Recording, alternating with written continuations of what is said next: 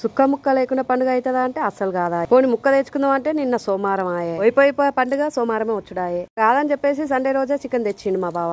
ఎప్పుడు ఒకే తీరు ఎట్లా వండుదామని చెప్పేసి ఇట్లా ట్రై చేశాను నేను. కారం అల్లం మసాలాలు దిట్టంగా పట్టించా, మసాలాలన్నీ పట్టించి ఒక అర్ధగంట పక్కకు పెట్టుకున్నా. సండే చికెన్ తెచ్చుడు తప్పదాయే.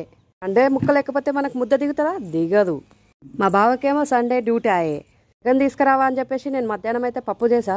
మా బావ ఫోన్ చేసి ఏం కూర తినవు అనేసరికి పప్పు చేసినా అని చెప్పానా.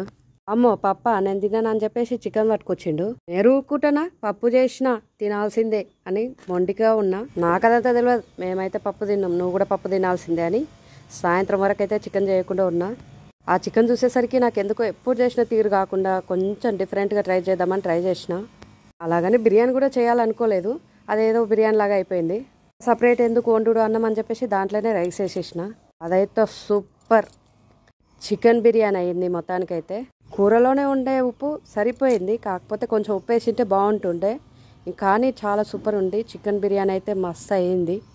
నచ్చితే ఒకసారి ట్రై చేయండి. ఇలా ఎప్పుడు ఒకసారి ఒకలాగానే ఎలా తింటారు. నచ్చితే లైక్ చేసి బిర్యానీ ఎలా ఉంది కామెంట్ చేయండి.